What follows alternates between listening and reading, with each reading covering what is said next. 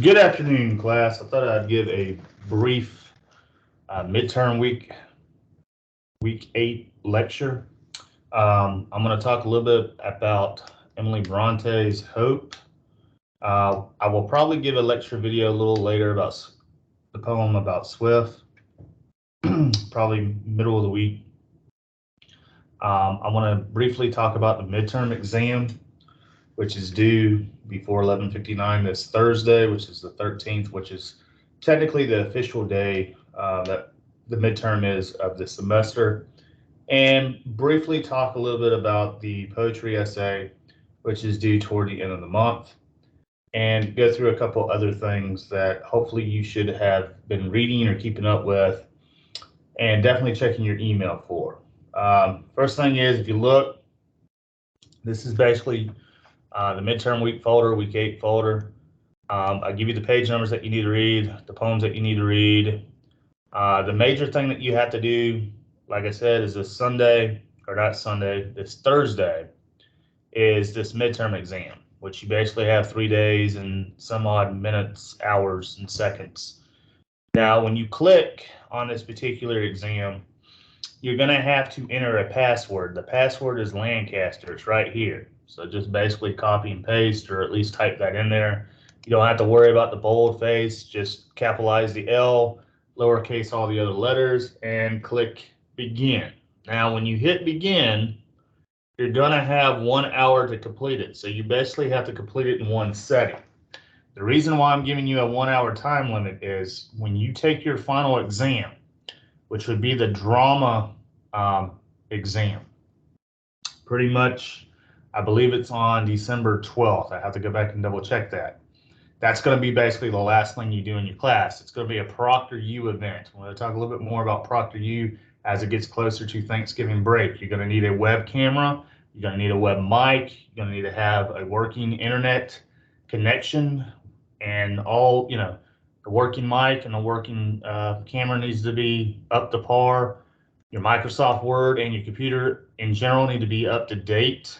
You're going to have to take that exam. There's somebody going to be proctoring you and recording you take the exam, and it's basically going to be over the drama, the Shakespearean drama Hamlet. We will talk a little bit more about that. That's what your research paper is going to be about here in the month of November as well.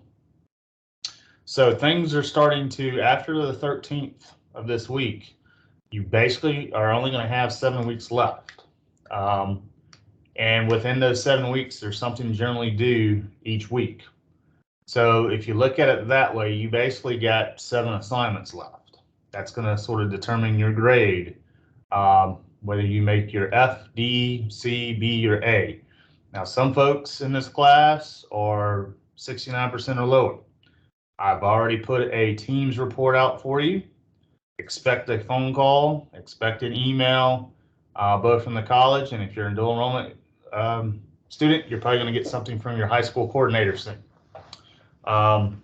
If you need to withdraw from this class, I would suggest that you do it. I have somebody, I don't know if it's in this particular class, but in one of my other classes that has a 6 as their grade. If you're failing that bad, I don't care if you make 100 on every single assignment from here until December 15th. There's no way you're going to bring your grade from a 6 to a 70. You're just wasting your time at that point. It's over. You need to go ahead and withdraw if you are at a low F. Because whatever you're doing these last 8 weeks, you're not getting the help, you're not coming to tutoring sessions, you're not requesting Blackboard Collaborate sessions or live Teams sessions, you're not emailing me, you're not giving me any phone calls, you're not sending your drafts or asking Smart Thinking for help.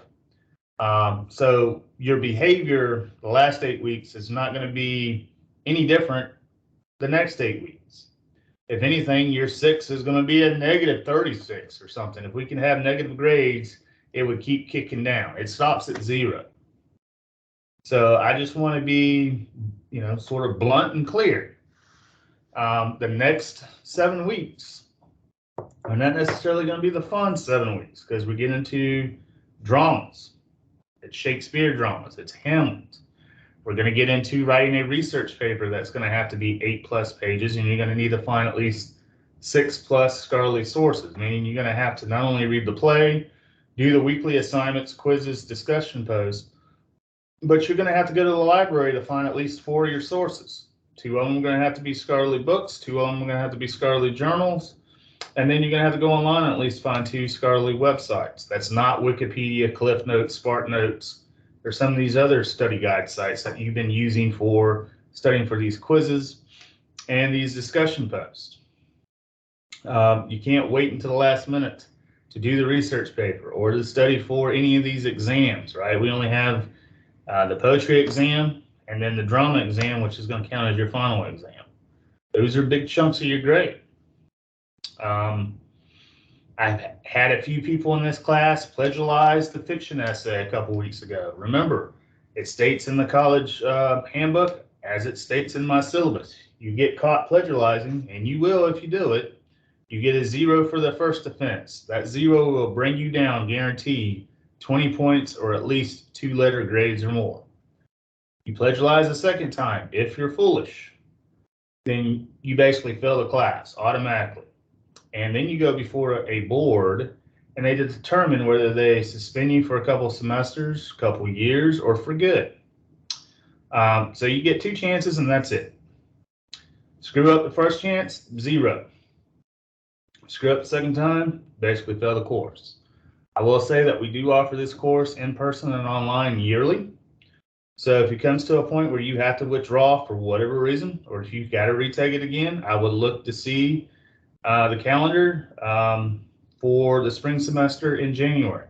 Some of you might need this class to be able to graduate. It's easier and cheaper to do it the right way the first time around. So again, if you need some help, because I can't read minds, and I have, 5 other classes that are dealing with different scenarios as it relates to writing projects, then you need to go ahead and either set up a tutor meeting, you need to set up a Teams meeting, we need to be communicating somehow, because as it gets into the month of November, we have Thanksgiving, basically that week of Thanksgiving off. So we have the rest of October. We have probably 3 weeks in November and probably about a week and a half in December, and that's it. We're done, I believe, December 12th. Whenever our final exam is, that's when we're done. So keep that in mind, especially if you have plans on, trying to graduate on time. You don't want to have to retake something that you have to do it in the spring because you didn't do so well in the fall. Now, the other thing is we do offer this class in person and online. If you're not an online learner, most of us, over the last couple of years, you either love the online environment or you sort of hate it at this point. If you're not an online learner, then you need to find a way to take this class in person. Otherwise, the online deal is just going to be more of the same. Whether you're taking this class again with me or with somebody else online, it's still going to be, you're still reading poetry, drama, you're still writing papers, you're still doing quizzes, tests, and discussion posts. So that part of it is not going to change. So if you know that online learning is just not your cup of tea, then I would suggest from here on out taking in-person classes. Because obviously there's an issue going on there between you and the internet as it comes to learning. All right, so as you can tell, 3 days until the midterm exam is due. And again, like I said in last week's folder and in an email, it basically deals with the poetry that you read from week 6 through this week. So Hope, the Bronte poem, and the Swift poem are all fair game. There's 12 questions. So what does that mean? Well, 12 questions. Let's do the math here. If I divide that into 100, that means they're 8.33 and so on a piece. That's for each correct answer. Now they're set up true, false. If they're true, just mark them true. Just type true or T or whatever, move on. Don't try to write a sentence. Don't try to do anything else if it's true. just hit true and move on, or type in true and move on. Now, if it's false, you will get half credit just by putting F for false. And a half of 8.33 is going to be 4.166, so on and so forth. Now, to get the full 8.33 on the false statements, you need to make them into true statements. So you need to put the word false or type the letter false, and then you need to give me a true statement. That's going to take that false statement and make it true.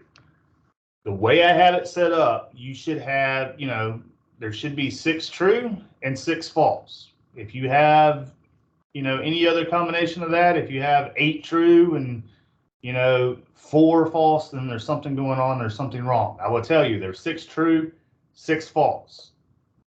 The false, you only have to do about a sentence. You don't have to give me a paragraph. You don't have to go on for 15 sentences or 5 sentences, 1 sentence, because I was able to turn each one of those false statements into a true, complete sentence in 1 sentence.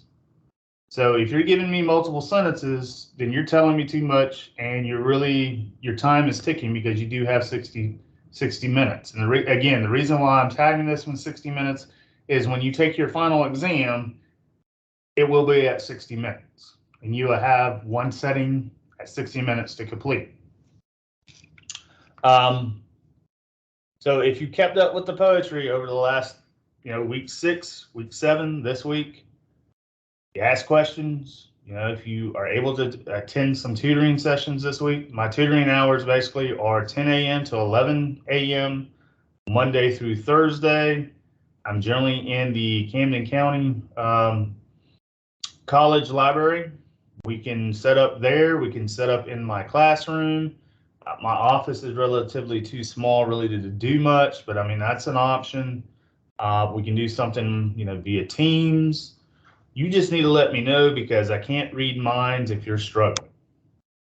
And the later you wait to start asking for help, that window is going to really start to close to be able to pull your grade out. Especially, if you got a 6 in the class, if you got a 36 in the class, if you got a 46 in the class, it may already be closed. So just be mindful of where your grade is at. So the poetry essay is going to be due in 2 weeks, basically. I believe it's the October 30th, the day before Halloween, when that paper is going to be due. And if we look at some of the topics, I'm going to pull that up here real quick, just so we're kind of clear. Of course, these have been up since about week 6, I believe. This paper needs, again, to follow the same format as you did with the fiction essay. MLA 9, double space, times New Roman 12. Some of you are still having issues about following the correct paper format. And I really don't understand that, since I sent that out via email, and I think there was something in a Blackboard folder during that first month of the semester. But be that as it may, some of you are still having issues with the MLA format. And if you send your drafts to me and Smart Thinking within a timely manner, we can help you, save some points on some of this easy stuff. It's when you wait until, 4 hours before it's due, after you had nearly a month to do it, it's hard to sort of help you at that time. This one needs to be 5 pages or 1,250 words plus a works cited page. So you need to get as much as, the 5 pages as you can, or 1,250 words, and you should at least cite the poem. Again, if you use easybib.com, there's a couple other works cited places out there that will, guide you if you follow the instructions of how to go about citing poetry.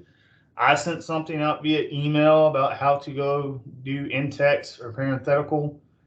Some of y'all obviously are not reading emails or not reading the other information I'm putting up on these handouts in these folders, because it basically tells you what you need to do, how to quote poetry. And that's why some of your discussion post grades are not doing so well this week, because obviously you didn't read the emails. Didn't follow the instructions about how to go about creating a works cited page, or quoting poetry. So make sure that you're not losing points here in 2 weeks when it comes to this major paper, because I believe collectively the essay and the paper is worth nearly, I want to say, I think it's 28% of your grade, something like that. So it's enough that, if you don't do it well, it can do some damage. Your A could be your C could be an F at this point, and we don't want that. So again, this one's due on the 30th, which is Sunday by 11:59. Of course, the Dropbox will be open way before then. I would suggest, if you haven't, after you take your midterm this week, I would go ahead and start thinking about brainstorming. I know a lot of these questions, at least the first, I think the first 4 here, maybe the first 5, deal with the last 2 weeks of the poetry that we're going to be reading, which is more or less modern and contemporary poems. Like the example for number 1, well, number 1 is more or less, it deals with romantic poetry, explain how Lord Byron articulates the notion that a woman's corporal appearance was a sign of her internal exquisiteness. In his poem, She Walks in Beauty. In Plath's Daddy, could this father figure be a metaphor for something else besides the speaker's literal father? Differentiate the relationship between Wordsworth, the speaker, and the natural environment in Tintern Abbey. Again, Byron and Wordsworth are basically English romantic poets at this point. How does nature act on him? How does he act on it? Number 4, what kind of vision does Ginsberg see for contemporary society in a shopping market in California? That's his poem for that. And then 5, 6, and 7 kind of deal with variation. You can kind of create your own topic based on the poetry read in weeks 9 through 10. Of course, you have to use those poems or use a poem from weeks 9 through 10. If you decide to do something like number 5, you need to email me and discuss how you plan on doing that. Number 6, create your own topic based on the poetry read in weeks 6 through 8. Again, sort of like number 5, you can use a poem or poems during the last, week 6, 7, or 8. Again, email me before you get started, because I want to make sure that you're going to have enough to discuss and cover. And I need to basically have an overall outline what you're planning on doing if you decide to do number 5 or 6. Same thing with number 7. Number 7 is that you can kind of compare and contrast the poems throughout the month. If you think you can find a good compare and contrast between, let's say, a poem in week 7 and a poem in week 9, then knock yourself out. Again, I kind of need to see a blueprint or an outline of what you're planning on looking at. Are you looking at a particular theme? Are you looking at particular, literary or poetic devices? Are you looking at rhythm, rhyme, and meter? You kind of need to let me know where you're planning on going with it, so I make sure that you have at least the 5 pages or the 1,250 words that you will need here in about 2 weeks. Now, the other thing is, you don't necessarily have to go out. This is not a research paper. The research paper is coming. Basically, the research paper is going to take up a good bit of your time, because it's going to deal with the play Hamlet, and that's basically going to be really the last 5 weeks. All of November and not one little bit of December is going to be Hamlet and the research paper. And I say that is because with SAT, you don't have to go to the library and get secondary resources unless you just think that you're going to need them to help you make your point and to make you get closer to the 5 pages or the 1,250 word count. Now, again, when I say 5 pages, I really mean 5 pages. I don't mean 3.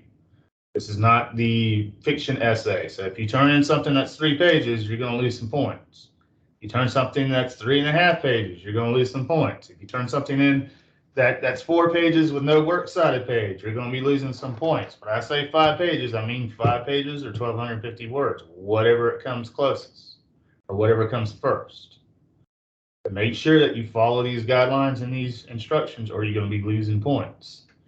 And nobody really can afford to do poorly on either the midterm exam or, this second major essay. All right, so let's look at hope a little bit. We get out of here. And I'm going to pull up hope here. The other thing is that you want to kind of keep in mind is I give you a library orientation video.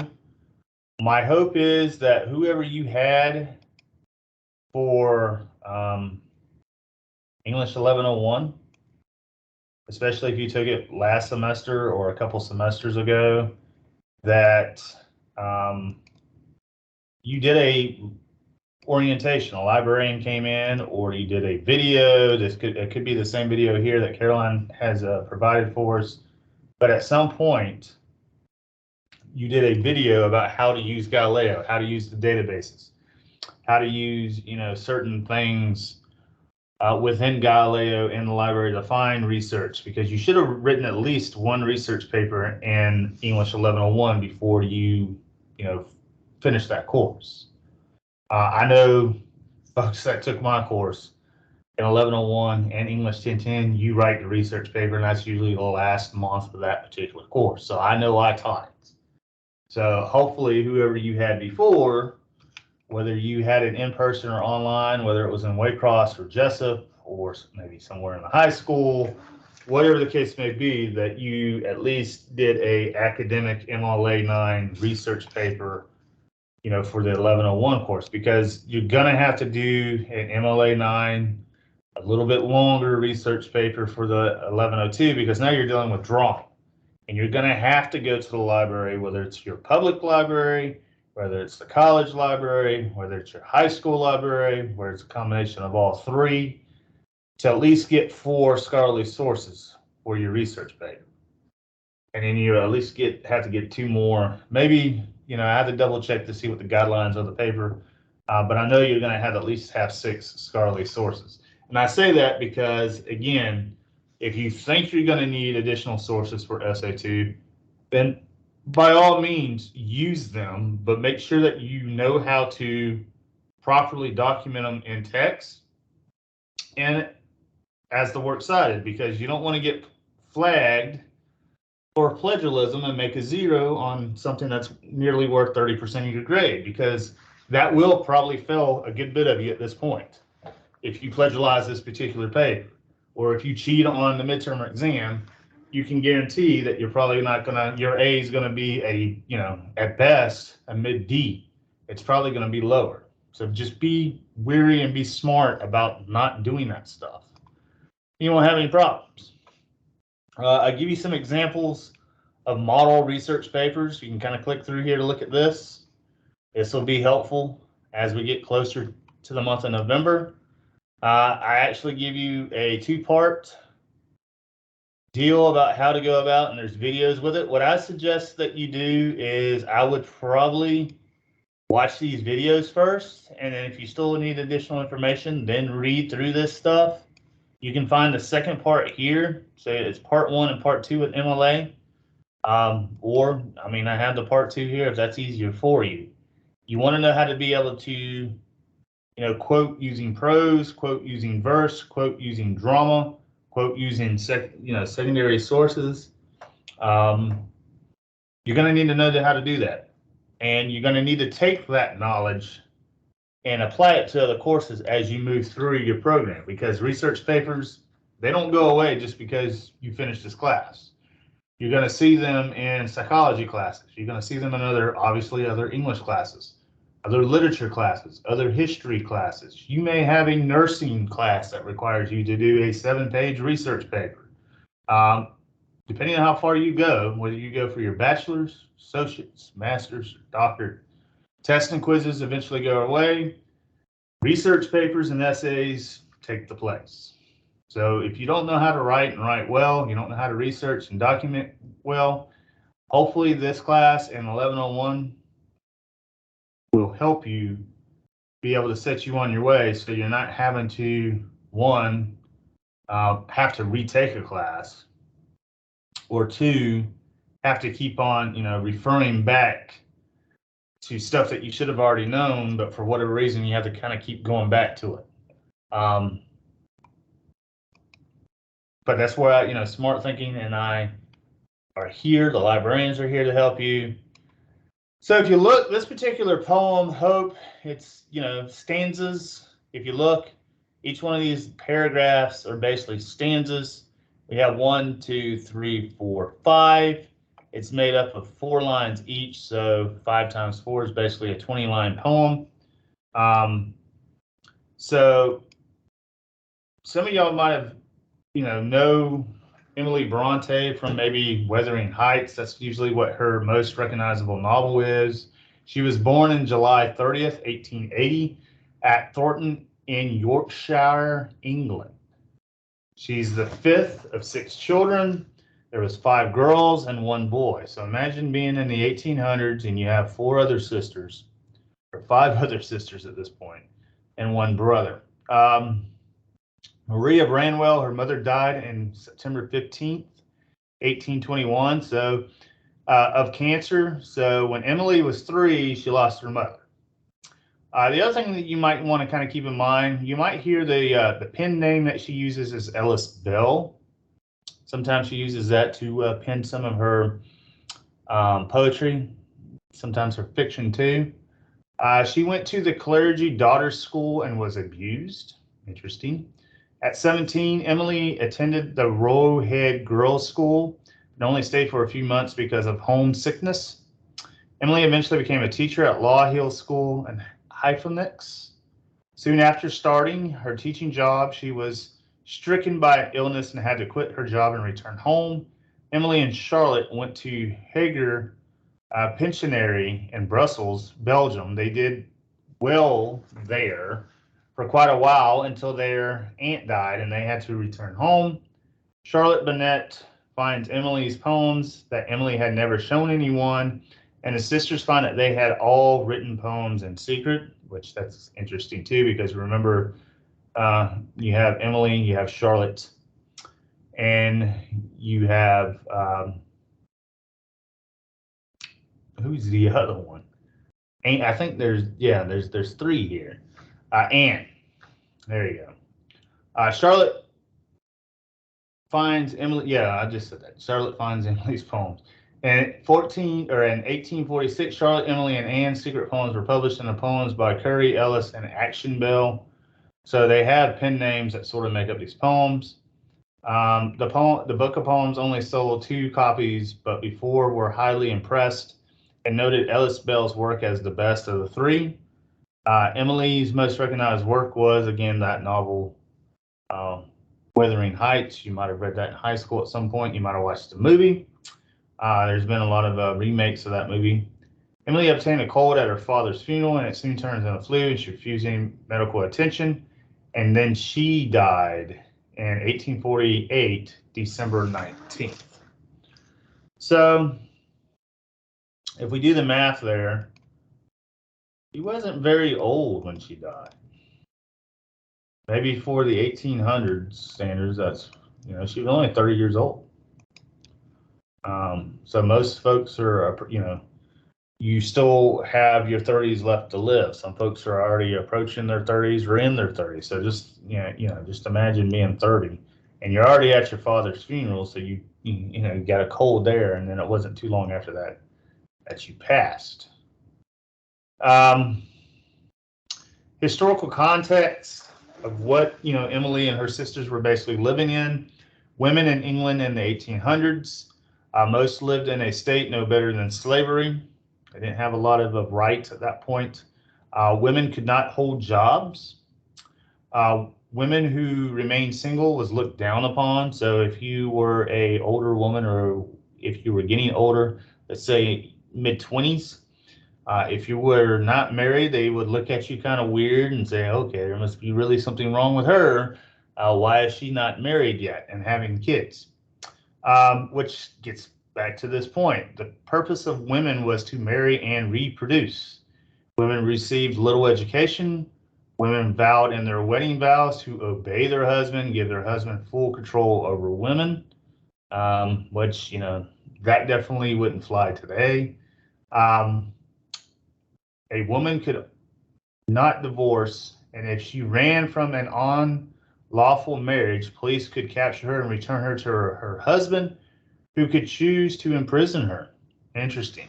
So definitely a different time in the 1800s compared to 2022, 2023 that we're eventually getting into.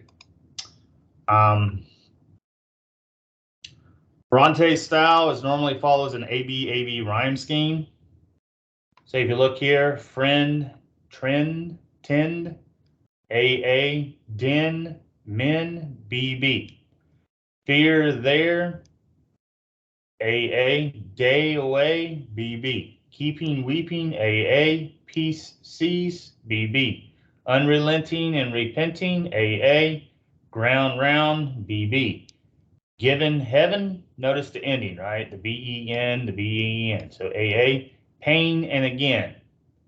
AN, or pain and again. You got to sort of have that little twang to it, which would give you the BB there. Writes about her struggles in her life. Titles are usually emotions and feelings of simple nouns. And as you can tell, she really uses a few literary devices in her poetry. So we have the poem here, which most of y'all have read. I will go ahead and play this here. Since it's there for us, let's go ahead and play it.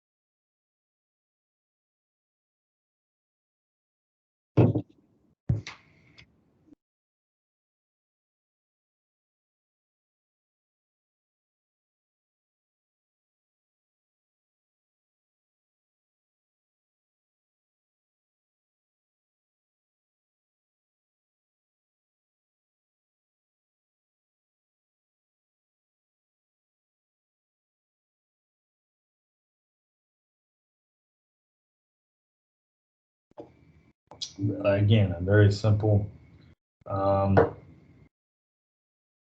poem as it relates to the format, the style. And a lot of us, with hope, maybe some of us feel the same thing with here. Yeah, I mean, as you can tell here at the very first, the stanza, hope is being personified. It's giving human qualities. It does have that AB rhyme scheme as we talked about earlier. Hope is described as a timid friend, meaning Hope didn't show up in her life very often. Selfish-hearted men could represent those who abused her as a child. So remember, she went to that particular school and was abused. It could be other men maybe in her family that abused her too. So she's sort of could be a little bit tongue-in-cheek here with this particular first stanza, but obviously it's all Emily here. That's the speaker. When we look at the second stanza, it says, though the bard's one dreary day says that when she was having a bad day, really needed Hope to be there, it never was. So her friend Hope here, her imaginary friend, which a lot of us, it's almost like childlike too, when you think of Emily personifying Hope here as this friend that is imaginary. When you think about imaginary friends, you think about when you're younger, maybe going into kindergarten or first grade. Generally, adults, as they get older and mature, don't play with the dolls, don't have the imaginary friends as much.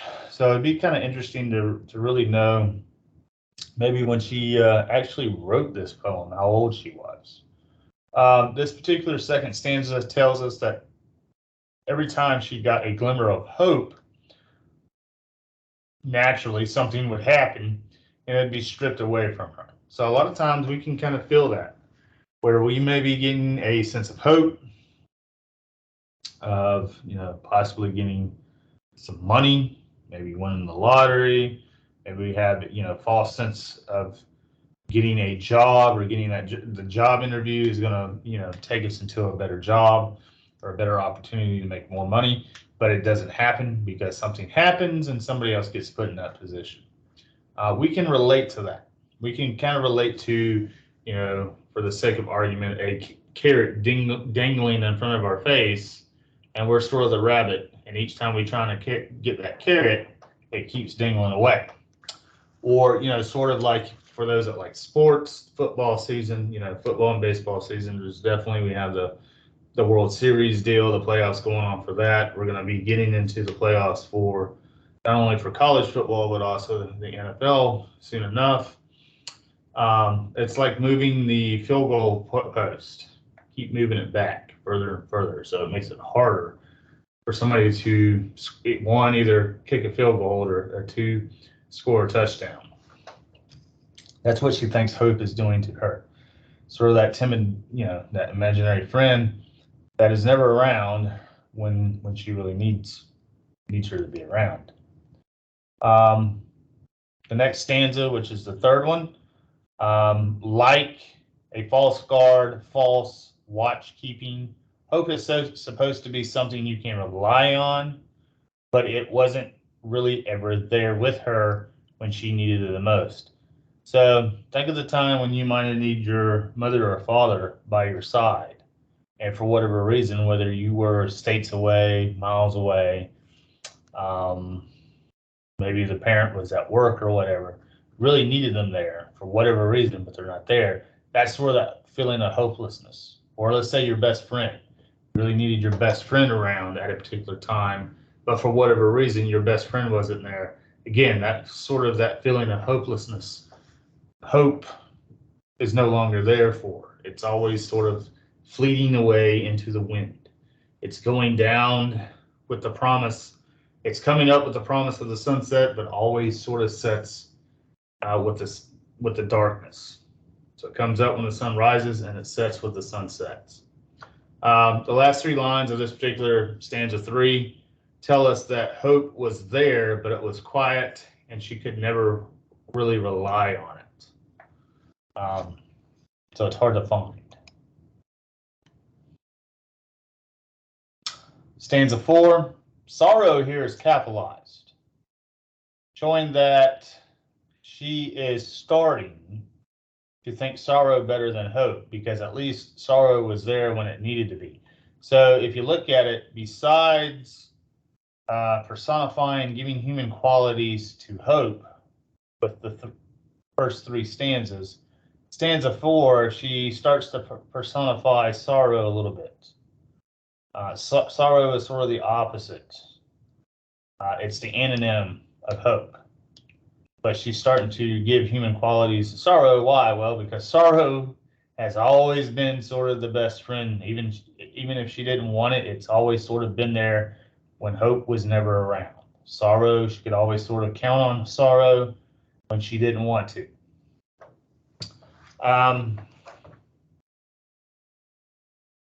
The last stanza here, hope would have made her life easier if it was there. Obviously, if hope is around more often for folks, life is usually easy. Hope is her mother, and when her mother died, all her hope went to heaven with her and couldn't come back to help, though all the other struggles in her life. That could be true. Hope could be the mother. You would have to do a little bit more digging, but that could be an interesting essay topic, discovering who hope is, or interpreting what hope is, and maybe what sorrow is. Is hope the mother? Is sorrow something else? You would have to go through and see. Maybe do a little bit of research to see who else maybe has died in her life that hope could represent. When you look at the Plath poem, Daddy, for next week, you can kind of maybe compare and contrast both of these poems, because if you look at hope being the mother figure, well, Plath talks, I will say Plath is pretty strong about her feelings toward her father, and they're not necessarily in a good way. So you would have a contrast. You would have Emily that seems to be really painful that her mother basically died when she was 3. I mean, she barely has any recall of her mother. I mean, think about how much do you really remember of things when you were 3 years old? You probably don't remember a whole lot unless there's pictures in front of you and you have people there to sort of talk you through it, give you a narrative or something. It's hard to just come up with, what did you do, in September 10th when you were 3 years old. You're not going to be able to do that easily. But the Plath poem, Sylvia doesn't really take too kindly to the father in her life. And again, if you look at that particular topic, there is a choice topic for that particular poem. Is she really talking about her real father, or could it be, could the father figure in this poem represent something else? So, I mean, you can go a couple of different directions. But if you're looking for something to compare and contrast, comparing this poem with that one may be helpful. And the reason I would say try to do a compare and contrast with paper 2, if you can. One, if you spend, let's say, you're going to spend about a half a page on the introduction. You're going to spend about a half a page on the conclusion. That's 1 page right there if you combine those 2. You would have to just talk about 2 pages on one poem and 2 pages on another poem. 2 plus 2 is 4, plus that 1, that's 5, and then your works cited page becomes 6. You would have a 6-page paper easily if you're able to compare and contrast. Problem with the compare and contrast, you really need to figure out your angle. You don't want to force it, because if the compare and contrast, if you can't compare something between 2 poems, or you can't contrast 2 things or 2 poems, then you're forcing it, and the forcing part of it is going to aggravate you and frustrate you to death, to the point where you're going to get probably paralyzed, and you will wait until the last minute to do it, because then you're just going to be rushing, and that's where folks start to get panicky. That's where folks start to go to these paper mill sites and want to pay somebody, across the ocean to write their paper, and before they know it, the plagiarism program flags their paper down because they just basically gave their credit card information to this paper mill who's going to, within a couple of days, basically wipe out their bank account. And you won't know that until you start going to the gas station and realize you can't get gas in your car because there's no more money in your bank account. And they're going to shut down their site, so you can't go back and call the web police to try to get your money back. Plus, it's kind of silly. What are you going to tell them? Oh, I bought a paper online, so I didn't have to write it in my English class, and I got gypped out of money. So that's never a good feeling. So you're never going to get your money back. And the paper that they produced is one that they basically went to another site, used your money to probably get. So, I mean, that's a never-ending situation. But don't wait till the last minute. I mean, if you're going to try to compare and contrast a poem, in week 6, 7, 8, 9, 10, then go ahead and start making an outline and start giving your reasons about what you're looking at as far as the compare and contrast. Because if you wait because you're trying to force stuff to happen, that's when you start to panic and make mistakes. And that's when you start to go to any old website and try to copy and paste and fit stuff together. Before you know it, it's 11:30, and the paper you had nearly 5 weeks to do is due in 30 minutes. So you rush and you copy and paste, and you don't do so well because you're not documenting the information correctly, and it flags you down. And then you get to 0 because you could have had help the previous 4 weeks, but you chose to wait for whatever reason. So if you need help, you need to reach out, because nobody else is paying for this class but you. Your friend, your friends are not paying for this class, you are. So if you fail it, then it's going to come out of either your checking account or it's going to come out of mom and daddy's back pocket, whatever the case may be. So I don't want anybody to fail it. Right? I'm here to help. But like I've always said, I can't read minds. And if you wait until the point where I can't dig you out of that hole because your F is so low, then you're done. And there's just nothing else I can do at that point. I mean, like I said, I have somebody in one of my classes right now that has a 6. There's just no way that that person, even if they made 100 on every single thing the next 7 weeks, they would only probably pull it up to about a 46. F is an F. It only depends. I mean, now it's not a 7. You're going into 2-digit numbers now, but still, I mean, you're still going to have to repeat the class at a 46. So don't let your bad habits that you are using, if you're a dual enrollment student in high school, or if you took from being a high school student, don't let your bad habits and those myths that college is this, that, and everything else, because whatever, if you got a low grade, then something that, over the last 8 weeks is not working. You're doing something that's not working, and you need to change it, and you need to change it quickly.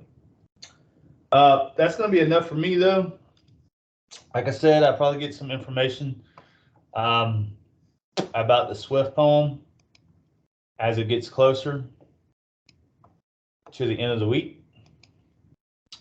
And we will go from there. Just, don't forget, Thursday is the deadline this week. You don't have anything due on Sunday. It's Thursday.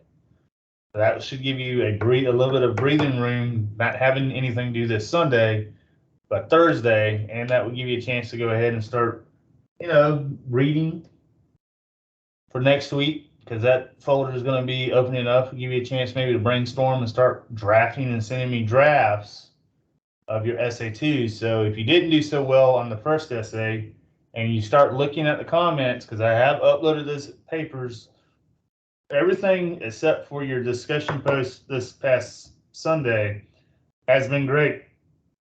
And that third discussion post will be graded throughout the week. Your midterm exam is going to be graded. That should go by really, really quickly, because again, it's either true or false. If it's false, you got to make it true. But I mean, there's 6 true and 6 false. I know which ones are true and which ones false, obviously. After you complete the exam, it should give you the answers too. So make sure that you check to make sure that what you did, hopefully you know the grade before I will, if you go back and look at your correct answers. All right, have a good rest of the week. Have a great midterm week. If you have midterms in the other class, I hope you do well on them. And I will be back in touch with you sort of midweek or toward the end of the week, and we will talk about it's got a lot logical poetry of Swift, which is really kind of interesting, because he likes to talk about a lot of the human waste that men and women that we do daily. He was kind of a strange poet, but a poet nonetheless. You might have read something, Gulliver's Travels, a novel by him. You might have watched a movie. There used to be a cartoon, I think, back in the 80s and 90s.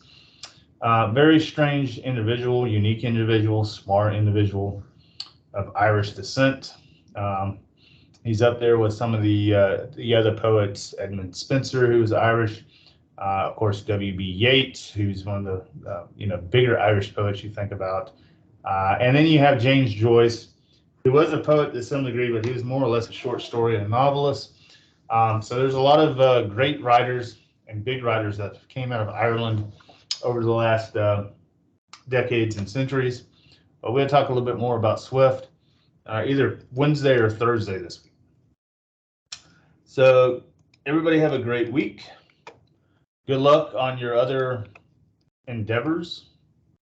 And I will, be on the outlook for drafts. If you want to make up a tutoring session, if you want to join a tutoring session, please email me and let me know when you can come. Have a great week.